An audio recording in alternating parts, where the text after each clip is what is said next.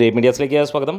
വീണ്ടും ഒരു national award ഇന്ന് വൈകുന്നേരം 6 മണിക്ക് പ്രഖ്യാപിക്കുമെന്നുള്ളത് ഇപ്പോഴാണ് ലേറ്റസ്റ്റ് ആയിട്ട് വരുന്ന അപ്ഡേറ്റുകളിൽ സൂചിപ്പിക്കുന്നത്. അതായത് കൃത്യം പറഞ്ഞാൽ 1.5-2 മണിക്കൂറുകൾ മാത്രം ബാക്കി നിൽക്കുന്നു. ഇപ്പോഴും അല്ലെങ്കിൽ ഇക്കുറിയും ഒരു സൈഡിൽ മമ്മൂട്ടി ഉണ്ട് എന്നുള്ളത് തന്നെയാണ് ഈ ഒരു നാഷണൽ അവാർഡും അല്ലെങ്കിൽ ഓരോ നാഷണൽ അവാർഡിൻ്റെയും പ്രത്യേകത. ചിലർക്ക് കളിയാക്കാൻ മമ്മൂട്ടി ചേട്ടൻ എന്നും പറഞ്ഞ് കളിയാക്കുന്നവർക്ക് അവർക്ക് ഒരു വേദനയോട് തന്നെ കളിയാക്കേണ്ടി വരുന്നു. കഴിഞ്ഞ ഏതാനും വർഷങ്ങളിൽ എപ്പോൾ നാഷണൽ അവാർഡോ സ്റ്റേറ്റ് അവാർഡോ ഏത് അവാർഡ് എടുത്താലും അവിടെ നമുക്ക് കാണാൻ കഴിയുന്നു ഒരു സൈഡിൽ മമ്മൂട്ടി ഉണ്ടാകും. കിട്ടാറില്ല എന്നുള്ളത് നമുക്കറിയാം. പക്ഷേ എപ്പോഴും ആ ഒരു സൈഡിൽ അങ്ങേരോട് അല്ലെങ്കിൽ അദ്ദേഹത്തിനോട് എപ്പോഴും മത്സരിക്കേണ്ടി വരുന്ന ഇന്ത്യയിലെ ബാക്കി താരങ്ങളെയാണ് നമുക്ക് ആലോചിക്കേണ്ടത്.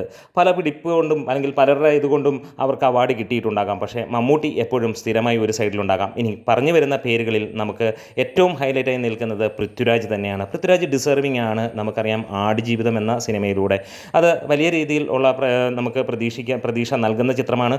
മമ്മൂട്ടിയുടെ ആണെങ്കിൽ കാതൽ ദ കോർ എന്ന ചിത്രമാണ്. മമ്മൂട്ടിയുടെ കാര്യങ്ങൾ വരുമ്പോൾ നമുക്ക് എപ്പോഴും സംശയങ്ങൾ തന്നെയാണ്. വേറെ ഒന്നുമല്ല, ഇനി അവാർഡിന് കൊടുത്തിട്ടുണ്ടോ, അത് പരിഗണിച്ചിട്ടുണ്ടോ, പരിഗണിച്ചാലും കൊടുക്കുമോ കൊടുക്കത്തില്ല എന്നുള്ളതുമൊക്കെ നമുക്ക് മലയാളികൾക്ക് കൃത്യമായി അറിയാവുന്ന ഒരു കാര്യമാണ്.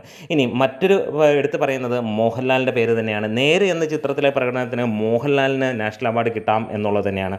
ഇതിനൊക്കെ മുകളിൽ നമുക്കിന്ന് നാഷണൽ അവാർഡിൻ്റെ പേരുകൾ പറയുമ്പോൾ നോർത്ത് ഇന്ത്യൻ മാധ്യമങ്ങൾ ഏറെയും പറയുന്ന പേര് വിക്രാന്ത് മെസ്സിയുടെ ആ ഒരു പ്രകടനത്തിന് തന്നെയാണ്. 12th ഫെയിൽ എന്ന ചിത്രത്തിലെ പ്രകടനത്തിന് അദ്ദേഹം തന്നെയാണ് മുന്നിൽ നിൽക്കുന്നത് എന്നുള്ളതാണ് ഇപ്പോൾ കിട്ടുന്ന റിപ്പോർട്ടുകളിൽ സൂചിപ്പിക്കുന്നത്. കൃത്യം പറഞ്ഞാൽ 1 മണിക്കൂർ കഴിയുമ്പോൾ നമുക്ക് കൃത്യമായിട്ട് അറിയാൻ കഴിയും. ഉർവശിയാണ് നമ്മൾ കാത്തിരിക്കുന്ന മറ്റൊരു നടി. തീർച്ചയായും 100 അല്ല 150 അല്ല 1000 വട്ടം ഉറപ്പാണ് ഉർവശിയുടെ മുന്നിൽ മത്സരിക്കാൻ ഇന്ത്യയിൽ ഒരു നടിയുമില്ല എന്നുള്ളത്. പക്ഷേ ഏറ്റവും കൂടുതൽ നമുക്ക് ഇന്ന് കേൾക്കുന്നത് റാണിയുടെ പേര് തന്നെയാണ്. അത് നമ്മൾ കാത്തിരിക്കുകയാണ്.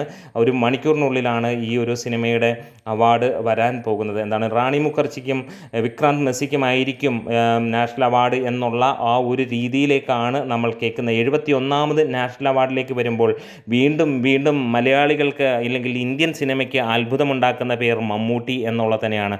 പക്ഷേ എടുത്തു പറയാം, ഇവിടെ 3 പേരാണ് മലയാളത്തിൽ നിന്ന് നാഷണൽ അവാർഡ് പ്രതീക്ഷിച്ച് അല്ലെങ്കിൽ ഉറപ്പാക്കാൻ ചാൻസ് ഉള്ളവരായി നമുക്ക് പറയാനുള്ളത്. 1 മമ്മൂട്ടി, 2 മോഹൻലാൽ, പൃഥ്വിരാജ്. ഇവരുടെ 3 പേരുടെയും പ്രകടനത്തിന് നാഷണൽ അവാർഡ് ലഭിക്കാൻ ചാൻസുകൾ ഉള്ളത് തന്നെയാണ്.